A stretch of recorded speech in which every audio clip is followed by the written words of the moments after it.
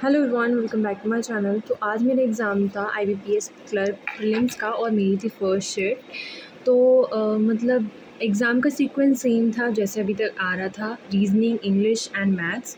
तो अब मैं बात करती हूँ रीज़निंग की। तो रीज़निंग में ना मैं लिटरली बताती हूँ, जिस इंसान ने फर्स्ट मतलब मेरा क्या था ना, मैं पहले से थॉट लेके गई थी कि मैं ना वन फ्लो में एग्ज़ाम करूँगी, क्योंकि आरआरबी पीओ के टाइम पे मैंने देखा कि स्किप करने में ना बहुत ज़्यादा टाइम जाता है। और वैसे भी क्लर्क में तो सबका ही फोकस रहता है कि फुल में से फुल करनी ही है, तो स्किप करने का कोई चांस होता भी नहीं है। तो आई थॉट लाइक कि ना मैं वन फ्लो में सारे क्वेश्चन करूँगी। तो मैंने स्टार्ट किया। स्टार्टिंग में रीजनिंग में सबसे पहले आई थी floor based puzzle, floor and flat based puzzle. And literally बता रही हूँ, जिस स्टूडेंट ने वो सबसे पहले पकड़ी होगी ना, लिटरली उसका बहुत ज़्यादा टाइम वेस्ट हुआ होगा। बिकॉज थी यार, वो ट्रिकी तो थी, ईजी तो उसको नहीं बोलेंगे, वो ट्रिकी। तो अगर मैं अपनी बात करूँ तो मैंने वो फर्स्ट बनाया क्वेश्चन, ठीक है, मैंने स्टार्ट करा। ठीक है, 2 प्रोजेक्शन मैंने एक साथ रखी, क्योंकि इसमें सी का बोल रखा था कि सी को जो है ऑड नंबर पोजीशन पे रखना, ऑड फ्लोर पे। तो वो दो दो उसमें सीक्वेंस बनने थे। मैंने ट्राई किया, मेरे से नहीं बना, मैंने स्किप किया, मैं आगे बढ़ गई। ठीक है। तो रीजनिंग में अगर मैं बात करती हूँ मिसलेनियस के पार्ट में क्या क्या आया था, तो सिलोगिज्म के 4 क्वेश्चन थे, ईजी थे चारों क्वेश्चन। अगर कोई पूछना चाहता है तो एक में ईदर था, एक में नीदर था सिलोगिज्म में।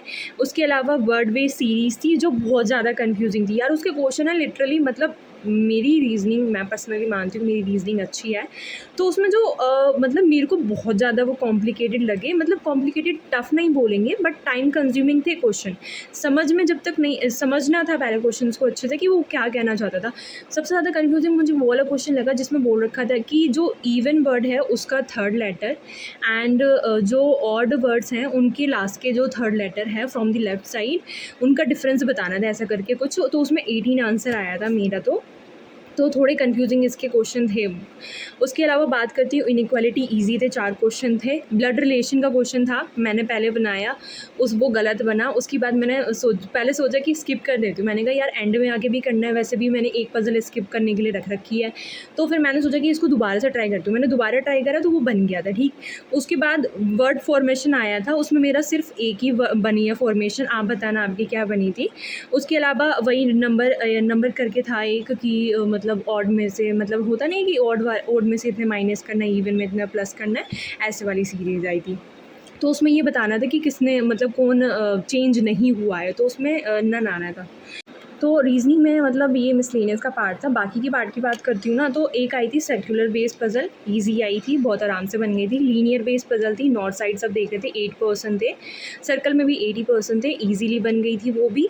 उसके अलावा एक आई थी अनसर्टेन पजल, जिसमें मेरे टोटल 14% आए, आप बताना आपके क्या आए थे। एंड उसमें भी सब नॉर्थ ही देख रहे थे, वो भी बन गई थी। ठीक, इसमें भी 2 प्रोजेक्शन लगी थी, लेकिन वो बन गई थी। उसके अलावा तो ये जो मैंने था ना रीजनिंग का, ये सारा मैंने पार्ट कर लिया था। फिर एंड में जो है सबसे एंड में जाके जो मेरे 3.5 मिनट के आसपास बचे थे, तो मैंने सबसे एंड में फ्लोर बेस पजल पे गई मैं।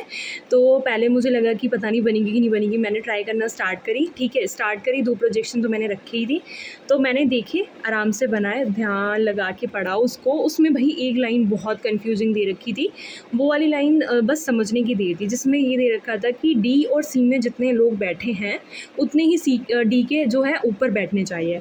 तो मैं तो बहुत इजीली बता रही हूँ, लेकिन उसमें वो लाइन बहुत घुमा के दे रखी थी। जिन बच्चों ने एग्ज़ाम दिया उन्हें पता है कि कैसे लाइन दे रखी थी, बहुत घुमा के दे रखी थी।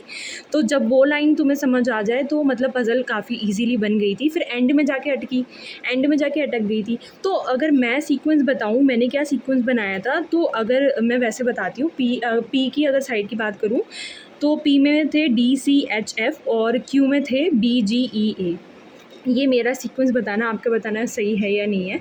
तो ये रीजनिंग की बात थी। रीजनिंग मेरे फुल हो गए थे 35 आउट ऑफ 35, मतलब मेरे को उम्मीद तो नहीं थी उस वाली पजल को देख के, बट एंड में हो गए थे। उसके बाद आई इंग्लिश। इंग्लिश में ना सबसे पहले जो है क्या कहते हैं, आरसी से शायद ओपन हुआ था, मुझे इतना याद नहीं आ रहा, तो मैं वैसे ही बता देती हूँ। इंग्लिश में आरसी के 10 क्वेश्चन थे। आरसी के कुछ क्वेश्चन जो थे थोड़े टिपिकल थे, बाकी कुछ क्वेश्चन ईजी भी थे, कुछ क्वेश्चन टिपिकल थे, वो तो होना ही बनता है।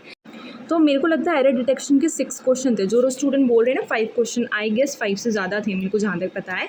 तो वो थे एरर डिटेक्शन, उसके अलावा वही थी वर्ड यूसेज आए थे, जैसे इसमें थे इम्पोज और ऐसा कर कुछ दे रखे थे वर्ड, उनको यूज़ करना था, 4 क्वेश्चन उसके थे। फिलर्स के 5 क्वेश्चन थे। और सबसे बड़ी बात जो इंग्लिश में रही वो पैराजम्बल ने थी। तो पैराजम्बल लिटरली यार, मैं जब एग्ज़ाम करके आई ना, मैंने वहाँ पे एग्ज़ाम सेंटर में बच्चों से पूछा कि क्या सीक्वेंस बना है, एंड मैंने बहुत सी वीडियोस में भी देखा वही पैराजम्बल। यार पहली बार ऐसा हुआ होगा कि ना इतने सारे बच्चों का मतलब अलग ही आंसर आ रहा है। मैं अपना सीक्वेंस बताती हूँ, लिटरली आई डोंट नो कि ये ठीक है या नहीं, क्योंकि इतनी ज़्यादा कन्फ्यूज़न हो चुकी है पैराजम्बल को लेके। मेरा सीक्वेंस बना था DAEBC। I don't know this is correct और नॉट, मतलब बहुत से स्टूडेंट ने जो है ई को भी एंड में रखा है, किसी ने बी को भी एंड में रखा है, मैंने सी को एंड में रखा था। I don't know that. तो मेरा ये सीक्वेंस बना है, पता नहीं कितना सही और कितना गलत है। तो इंग्लिश में आई अटेम्प्टेड 26 बिकॉज एरर डिटेक्शन के मैंने शायद 3 क्वेश्चन छोड़े थे और एक क्वेश्चन मैंने किसी और चीज़ का छोड़ा था। मेरे को डाउट था, मैंने छोड़ दिया, मैंने बिल्कुल भी चांस नहीं लिया, तो मैंने 26 इंग्लिश में ली। उसके बाद मैथ्स आया। मैथ्स में वो स्पीड मैथ्स का पोर्शन बहुत कम आया था लिटरली। इस सिंप्लीफिकेशन के क्वेश्चन सबसे एंड में जाके दे रखे थे, स्टार्टिंग अर्थमेटिक से हुई थी। सिंप्लीफिकेशन के सिर्फ 8 से 9 क्वेश्चन दे रखे थे। उसके अलावा मिसिंग नंबर सीरीज़ के 3 या 4 क्वेश्चन थे, 4 क्वेश्चन थे आई गेस। उसके अलावा 2 DI थी। 2 DI ईजी थी, बट उसमें एक एक क्वेश्चन दोनों में था ऐसा कि थोड़े लेंदी क्वेश्चन था। तो DI का ना, एक तो था बार ग्राफ बेस्ड DI थी, और एक में दे रखे थे मेल और फीमेल करके A to E करके, तो वो आसानी से बन गई थी। उसके अलावा अर्थमेटिक के क्वेश्चन भर भर के थे, मतलब बिल्कुल कमी नहीं थी अर्थमेटिक के क्वेश्चन की। 13 क्वेश्चन थे अर्थमेटिक के, एंड मैंने आई गेस 5 या 6 क्वेश्चन अर्थमेटिक के किए थे। तो मुझे याद नहीं कि मैंने क्या कहते हैं कितने किए थे अर्थमेटिक में। मुझे याद है मैंने सिंप्लीफिकेशन के सारे क्वेश्चन किए थे, मैंने मिसिंग नंबर सीरीज़ के सारे क्वेश्चन किए हैं, मैंने दोनों DI बनाई थी। एक DI बिल्कुल एंड में जाके दे रखी थी सिंप्लीफिकेशन के बाद, एंड अर्थमेटिक का पता नहीं कितना था। तो मेरे ये टोटल मेरे मैथ्स में जो हुए थे 30 आउट ऑफ 35। आई गेस थोड़े और हो सकते थे, बट हो जाता है यार एग्ज़ाम में, थोड़ी स्पीड ऐसी हो जाती है। तो total I attempted 91 out of 100। तो ये मेरे अटैम्प्ट है। आपके क्या अटैम्प्ट है वो ज़रूर कमेंट सेक्शन में बताना। बाकी इससे पहले भी अगर आपकी शिफ्ट हो चुकी है तो वो भी ज़रूर बताना।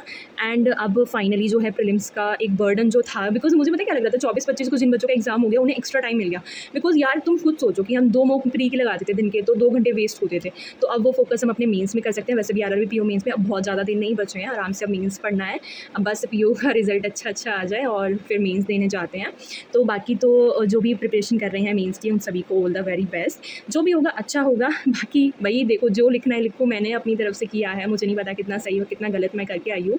मैंने बस जो मैंने किया वो मैंने बता दिया, बाकी तो दैट्स इट। अगर मैं एक्यूरेसी की बात करती हूँ, मैथ्स एंड रीजनिंग में आई एम 100% श्योर कि मैंने एक्यूरेसी रखी है। इंग्लिश में टू बी वेरी ऑनेस्ट नहीं पता चलता एक्यूरेसी का, क्योंकि हो जाता है यार, क्योंकि मॉक में भी आज तक कभी एक्यूरेसी इतनी अच्छी नहीं आई। बाकी तो देखते हैं। बाकी तो that's all for today. Thanks for watching, bye.